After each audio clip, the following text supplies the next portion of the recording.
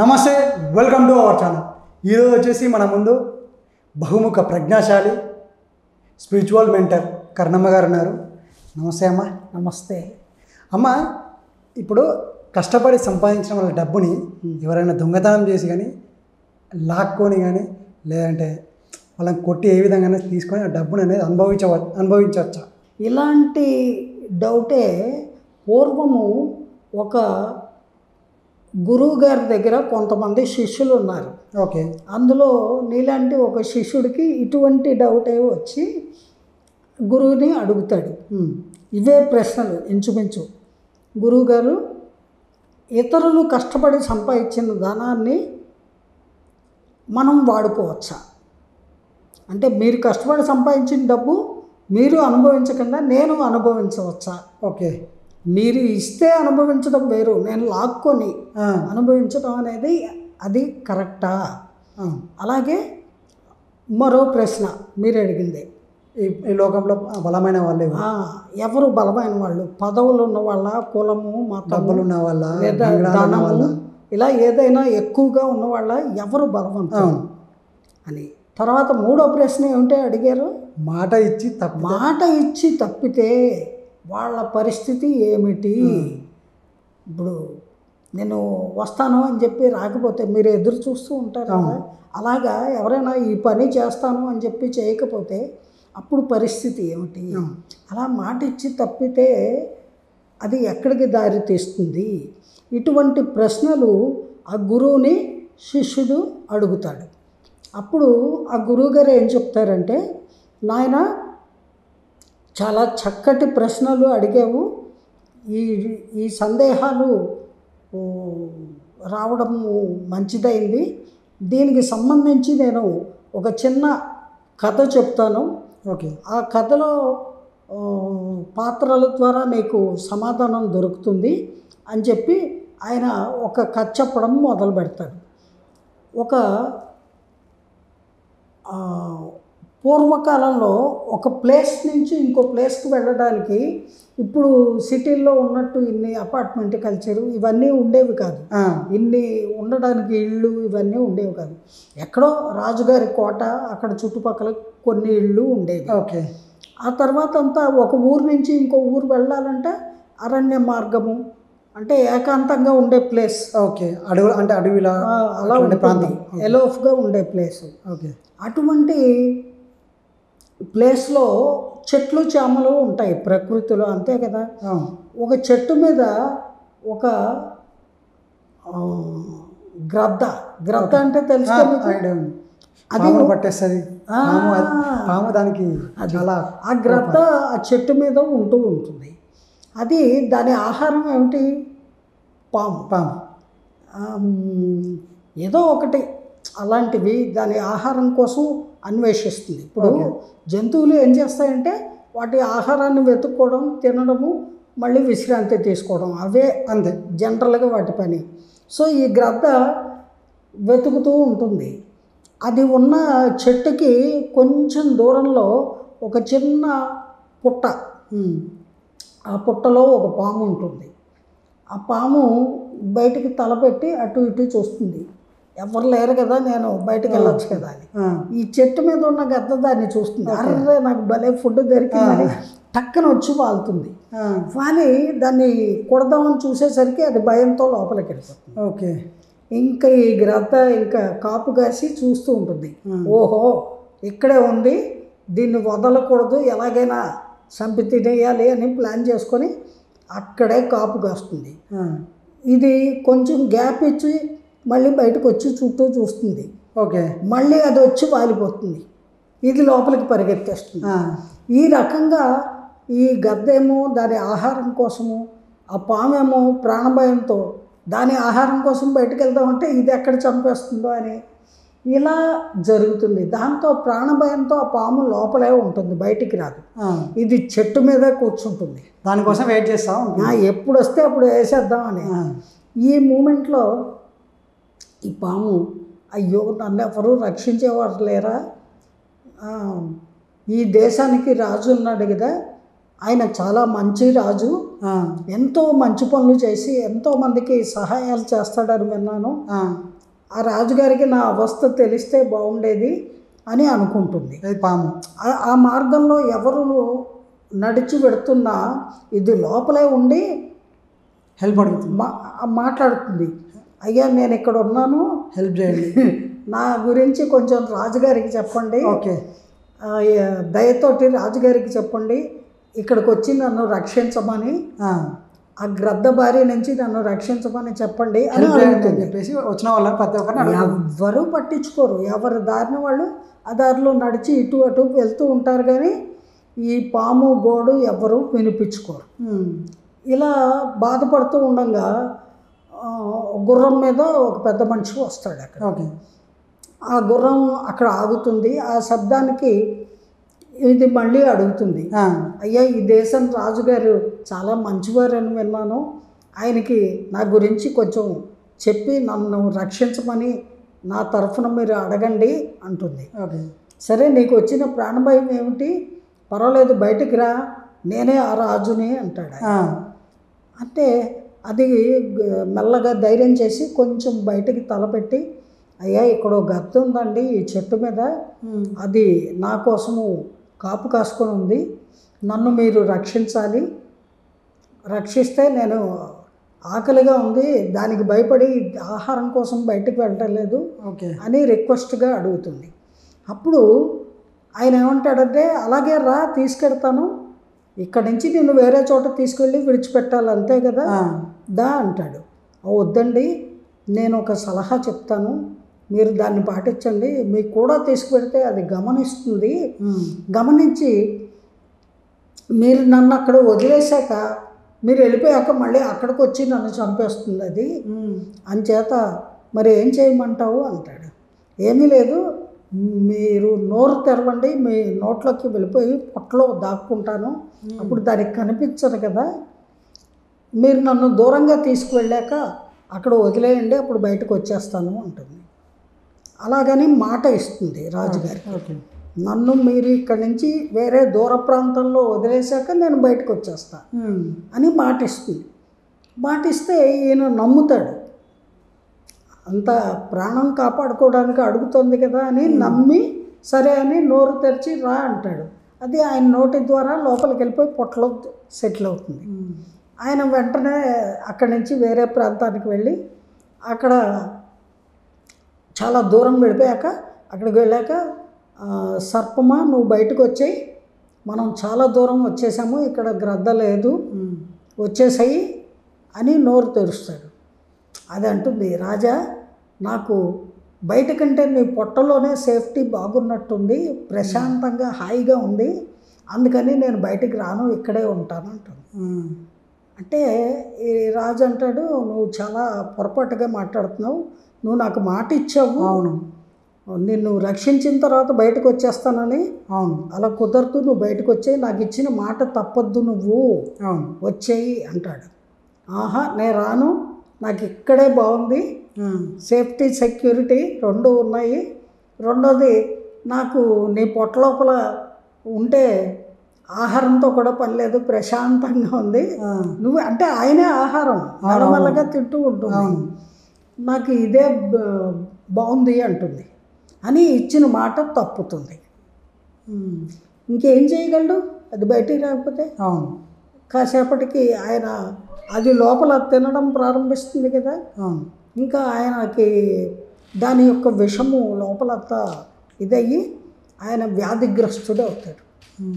వ్యాధిగ్రస్తుడయ్యి మెల్లగా ఆయన నోటమ్మట నొరగలు వస్తాయి, చీము రక్తము, అలా రోజులు గడుస్తూ ఉంటే ఈయన పేషెంట్ అయిపోతాడు, రోగిలా మారిపోతాడు, లోపల విషపురుగు కదా పాము. అప్పుడు ఆయన ఏం చేయాలో తోచక, ఇంకా నేను రాజ్యానికి వెళ్ళి ప్రజల్ని పరిపాలించడం కష్టము అని చెప్పి అక్కడే ఒక గుడిసె లాంటిదే ఏర్పాటు చేసుకొని, ఇంకా నా శేష జీవితం ఎక్కడే గడుపుదాము, ఏం చేస్తాము అనుకొని అక్కడే ఉంటాడు. రాను రాను ఆయన వికలాంగుడిలాగా మారిపోతాడు, కదలలేడు, రోగిగా అయిపోతాడు, పాము పూర్తిగా మొత్తం పాయిజన్ అయిపోయింది బాడీ అంతా. ఇంకా అలా ఆయన అక్కడే ఉండిపోతాడు. అలా ఉన్న తర్వాత ఆయన ఈ పామును తీసుకువెళ్ళిన రాజ్యము వేరే రాజ్యము. ఆ రాజ్యానికి ఒక రాజు ఉంటాడు. ఆ రాజుకి 3 కుమార్తెలు, ఓకే, 3 కూతుళ్ళు ఉంటారు. వాళ్ళని పిలిచి, వాళ్ళు మంచి యుక్త వయసులో ఉంటారు. వాళ్ళని పిలిచి ఆయన అంటాడు, అమ్మాయిలు మీకు యుక్త వయసు వచ్చింది, అంచేత మీరు నేను ఇన్ని సంవత్సరాలుగా సంపాదించినటువంటి ధన కనక వస్తు వాహనాలన్నీ ఎవరికి కావాలో కోరుకోండి, ఇస్తాను. అవన్నీ ఇచ్చి మీరు కోరుకున్న వరుడితోటి మీకు వివాహం జరిపిస్తా అని అంటాడు. అంటే సరే నాన్నగారు నాకు కావాలి అని పెద్ద కూతుళ్ళు ఇద్దరూ అడుగుతారు. ఆఖరి అమ్మాయి మాత్రం నాకేమీ వద్దు, నాకు ఏది భగవంతుడు ఇస్తాడో దానితోనే తృప్తిపడి జీవిస్తాను. నేను తండ్రి ఆస్తికి ఆశపడను. మీ సంపాదనని మీరు కష్టపడి సంపాదించింది నాకొద్దు. నా నొసట ఏమి రాసి ఉందో భగవంతుడు నాకు ఏది ఇస్తాడో అదే ఆస్తిగా భావించి దాంతోటే నేను జీవిస్తాను నాన్నగారు అంటుంది ఆఖరి అమ్మాయి. అప్పుడు రాజుకు కోపం వస్తుంది. ఏంటి నీకు అక్కర్లేదా? సరే, నీకు అంత కాన్ఫిడెన్సా? అది చూస్తా నేను అని పెద్ద కూతుర్లిద్దరిని వెంటనే మంత్రిని అలాగే పురోహితుడిని పిలిచి వీళ్ళిద్దరికి మంచి యువరాజుల్ని చూసి వివాహం జరిపిద్దాము, పెళ్ళికి ఏర్పాట్లు చేయండి అంటాడు. ఆస్తి మొత్తము ఆ 2 కూతుళ్ళకి ఇచ్చేస్తాడు. ఇచ్చేసి వాళ్ళు కోరుకున్న వరుళ్ళతోటి ఘనంగా వివాహం జరిపించేస్తాడు. ఈ ఆఖరి అమ్మాయికి మాత్రము దీనికి చాలా అహంకారం ఉంది. తండ్రి ఇస్తానన్నా వద్దంది, అందుకని దాని ఇదేంటో చూడాలి అనుకుంటున్నాను. అంగవైకల్యంతో ఉన్న రోగిష్టి అయిన వాడు నిరుపేద ఎక్కడున్నాడో బాగా వెతికి అటువంటి వరుణ్ణి తీసుకురండి, వాడికి ఇచ్చి దీన్ని కట్టబెడతాను, అప్పుడు దీని రోగం కుదురుతుంది అంటాడు రాజుగారు. అప్పుడు ఆ పురోహితుడు వెతుకుతూ ఉంటాడు, మంత్రి అందరూ అలాంటి సంబంధం చూడాలి కదా. వెతగ్గా వాళ్ళకి వాళ్ళ ఊరి చివర గుడిసె వేసుకొని పడుకున్న ఆ పేషెంట్ కనబడతాడు. వాడు రాజు అని ఎవరికి తెలియదు, పేషెంట్.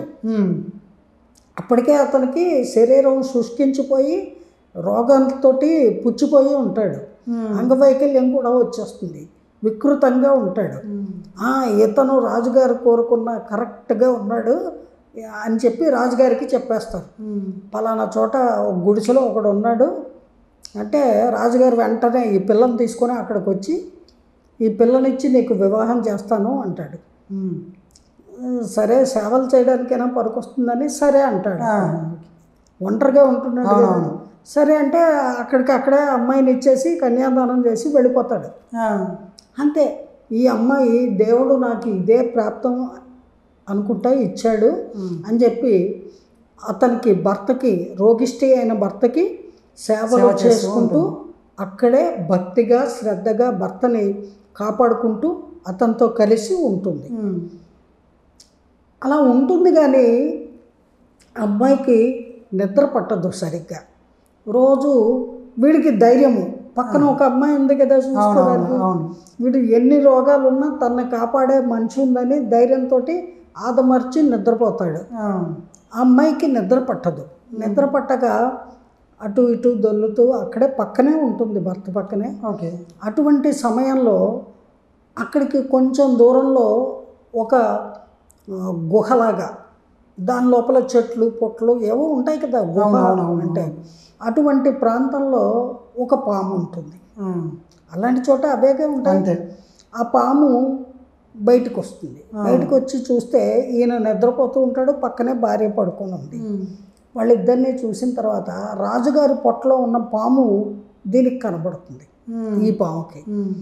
అది ఎవరు వెంటలేదు కదా అనుకొని అడుగుతుంది, నువ్వు ఎంత తప్పు చేశావు, ఆయన ఎంత మంచివాడు ఆ రాజుగారు, అలాంటి ఆయన్ని ఆయన రాజ్యంలో రాజ్యం మేలుకోకుండా రోగిష్టిలాగా మార్చేశావు, నీకు సహాయం చేశాడు, ఆ కృతజ్ఞత కూడా లేదు నీకు, నిన్ను గ్రద్ద బారి నుంచి రక్షించి ఇక్కడికి తెచ్చాడు.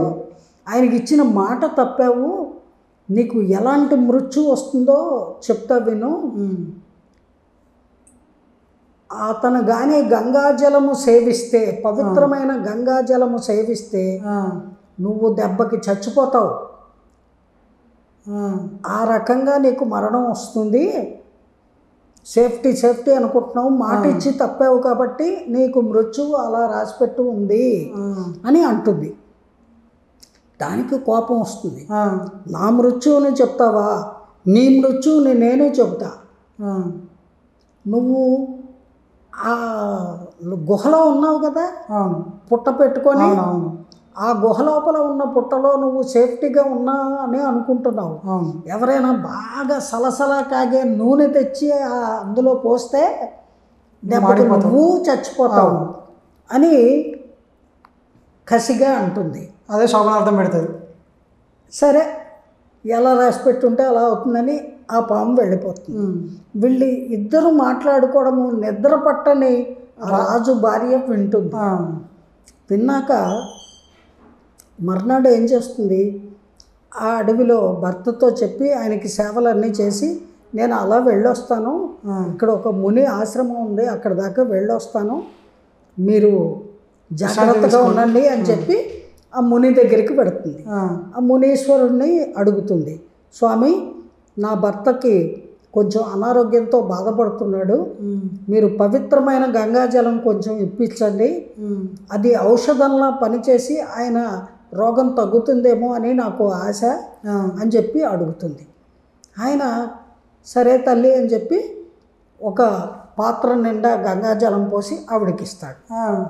అది తీసుకొని ఆవిడ వెళ్ళి ఇక్కడ దగ్గరలో ఉన్న ఒక మునీశ్వరుడు ఈ ఔషధాన్ని ఇచ్చారు, ఇది మీరు తాగండి మీకు ఆరోగ్యం చేకూరుతుంది అని చెప్తుంది. సరే, భార్య మాట వినడము శ్రేయస్కరము అని అతను భార్య చెప్పినట్టుగా విని ఆ గంగాజలాన్ని ఔషధంగా భావించి స్వీకరిస్తాడు. ఎప్పుడైతే గంగాజలము లోపలికి వెళ్ళిందో ఆ పవిత్ర జలము లోపల ఉన్న పాముకి అది నాశనం అయిపోయింది, చనిపోయింది. అది చనిపోతుంది ఆటోమేటిక్గా. దాని పాలిట మృత్యువులాగా మారిపోయింది. అది చనిపోయి ఇంకా అతని రాజులాగా యాక్టివ్ అయిపోయాడు.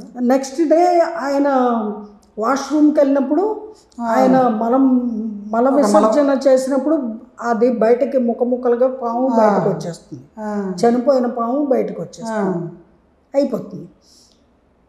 అప్పుడు ఎప్పుడైతే ఆ లోపల ఉన్న పాము చచ్చిపోయి బయటికి వచ్చేసిందో, మలద్వారం గుండా బయటకు వచ్చేసిందో, ఆయన రోజుకి రికవరీ అవుతాడు. భార్య చేసే సేవలు, దానికి తోడు ఈ గంగాజలం సేవించిన ఫలము వల్ల ఆయన కొంతకాలానికి ఆరోగ్యవంతుడు అవుతాడు, మళ్ళీ మునుపటి స్థితికి వచ్చేస్తాడు, మామూలుగా అయిపోతాడు. అప్పుడు ఆమె ఏం చెప్తుందంటే, భర్త దగ్గరికి వెళ్ళి మీరు ఊళ్ళోకి వెళ్ళి ఒక డబ్బాడు నూనె తీసుకురండి స్వామి అంటుంది. నూనె దేనికి రాణి అని అడుగుతాడు. మీరు తీసుకురండి చెప్తాను అంటే, సరే భార్య మాట వింటాడుగా, అతను గౌరవిస్తాడు కదా, సరే ఎందుకు అడిగిందో అని వెళ్ళి ఊళ్ళోకి వెళ్ళి ఒక డబ్బాడు నూనె కొనుక్కొస్తాడు. ఓకే. ఆ నూనెని ఈవిడ ఏం చేస్తుంది, బాగా కట్టెలు పేర్చి బాగా సలసల కాచి దాన్ని తీసుకొచ్చి ఆ బిలంలో ఉన్న పుట్టలో అందులో పోసేస్తుంది. పోసేస్తే ఏమవుతుంది, అది పాము చనిపోతుంది. ఆ పాము ఏం చెప్పింది, దానికి చనిపోతుంది, ఆయిల్ పోస్తే నువ్వు చనిపోతావు. ఆ పాము పుట్టలో అడుగున నిధి నిక్షేపాలు ఉంటాయి, లెక్క పెట్టలేనంత విలువైన అమూల్యమైన ధన కనక వస్తువులు ఉంటాయి. వాటన్నిటినీ కూడా తవ్వి తీసుకుందాము అని ఈవిడ చెప్తుంది. ఎందుకు రాని, నేనే ఒక రాజ్యానికి రాజుని, మనకే అమూల్యమైన బోళ్ళంత సంపద ఉంది, ఇది ఎందుకు తవ్వి తీసుకోవడం అంటాడు ఆయన. లేదు, దీనికి ఒక పర్పస్ ఉంది, కారణం ఉంది, నా మాట విని మీరు తవ్వండి అంటుంది. సరే అని అతను తవ్వితే విపరీతమైన నిధి దొరుకుతుంది అక్కడ. ఆ నిధి దొరికిన తర్వాత రాజులు జనరల్గా నిధులు దొరికితే ఏం చేస్తారు? పేదలకు పంచిపెడతారు, అంతే కదా. ప్రజలకి రాజు తండ్రి వంటి వాడు. ఈయన అదంతా పట్టుకెళ్ళి పంచేద్దాం అనుకుంటాడు. కానీ ఆవిడ ఏం చెప్తుందంటే, మనకి భగవంతుడు ఈ నిధిని ఇచ్చాడు, దీనితో ఇక్కడ ఒక రాజమహల్ నిర్మించండి అంటుంది. ఏంటి ఈ అరణ్యంలో రాజమహల్ అంటే, లేదు స్వామి నా మాట వినండి, ఇక్కడ రాజమహల్ ఒకటి నిర్మించండి, ఇది నా కోరిక అని అంటుంది. సరే భార్య మాట ఎందుకు కాదనాలి, ఆవిడ ఇష్టాన్ని నెరవేరుద్దామని ఆ ధనమంతా ఖర్చు పెట్టి ఆయన చాలా పెద్ద రాజమహల్ ఒకటి అక్కడ నిర్మిస్తాడు. అందులో వాళ్ళిద్దరూ ప్రశాంతంగా సుఖంగా జీవిస్తూ ఉంటారు. అదే సందర్భంలో అక్కడేం జరుగుతుంది? ఆ రాజ్యానికి రాజు తండ్రి, సిస్టర్స్ ఉంటారు, వాళ్ళకి అన్నీ ఇచ్చేశాడు. కానీ ఆ రాజ్యానికి ప్రభువు ఈ అమ్మాయి తండ్రి. ఓకే, ఆ రాజుగారి మూడో కూతురు కదా. అవునవును. ఆ రాజుగారి రాజ్యం మీద వేరే రాజు దండయాత్రకు వచ్చి ఆ రాజ్యాన్ని కైవసం చేసుకొని ఆ రాజుని చంపబోతే వాడు ఎలాగో తప్పించుకొని భార్యతో సహా ఈ ఊళ్ళోకి వచ్చేస్తాడు, ఇక్కడికి. అలా వెతుక్కుంటూ వచ్చి ఆకలి దప్పులతోటి స్పృహ తప్పి అక్కడ ఆ రాజమహల్ వీళ్ళు కట్టుకున్న దాని ముందు పడిపోతాడు. లక్ష్మణ కూతురు మహల్ ముందు పడిపోతే అప్పుడు సేవకుల ద్వారా వార్త తెలుసుకుని అమ్మాయి బయటికి వస్తుంది. వచ్చి గుర్తుపడుతుంది, తండ్రి కదా, నాన్నగారు లెండి అని లేపుతుంది.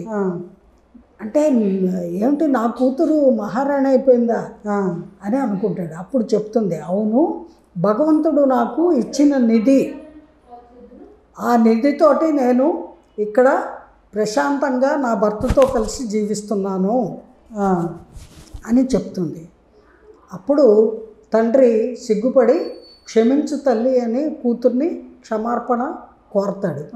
అలా అనొద్దు, మీరు పెద్దవారు, మీరు అర్థం చేసుకోలేదు, ఒకళ్ళ కష్టార్జితాన్ని దోచుకోవాలి అనే దానికంటే ఎవరికి వారు కష్టపడి జీవించడంలో ఉన్న ఆనందం వేరు.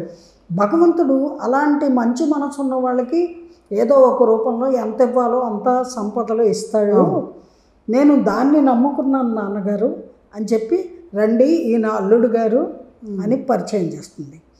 తండ్రిని భర్తకి పరిచయం చేస్తుంది. అప్పుడు ఆయన చెప్తాడు,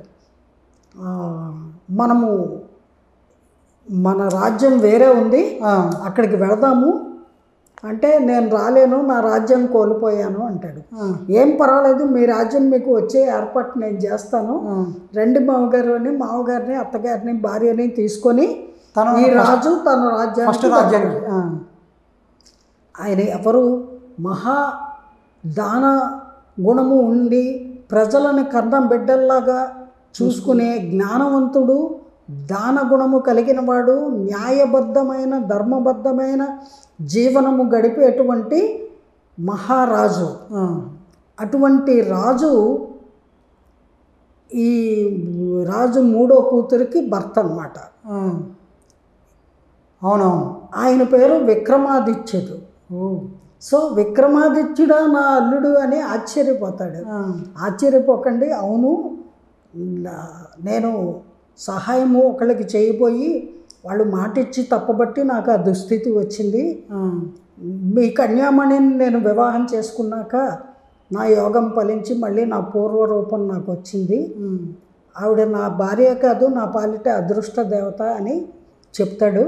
తన సైన్యాన్ని పంపించి తన మామగారి రాజ్యాన్ని ఎవరైతే ఆక్రమిస్తున్నారో వాళ్ళని ఓడించి యుద్ధం చేసి తన మామగారి రాజ్యం తిరిగి ఆయనకి ఇప్పించేస్తాడు.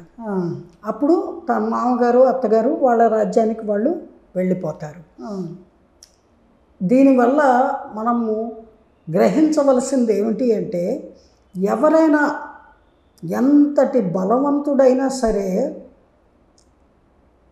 దురహంకారంతో ఉంటే వాడు బలహీనుడిగా మారిపోతాడు. అలాగే ఎవరైనా మాట ఇచ్చి తప్పితే ఆ రకంగా అయిపోతారు. నాశనానికి ఇంకొకరి ఆస్తిపాస్తులు, ఇంకొకరు కష్టపడి సంపాదించుకున్న సంపద మీద ఆశయిస్తే పొందాలి అని ఆశిస్తే వాళ్ళకి ఏమీ దక్కదు. అదే కష్టించి వచ్చే ఫలితం మీద జీవించాలి అనుకున్న వాళ్ళకి భగవంతుడు ఎనలేని సిరి సంపదలను ప్రసాదిస్తాడు అనేటువంటిది ఈ కథ ద్వారా మనకి అర్థమయ్యే అంశము.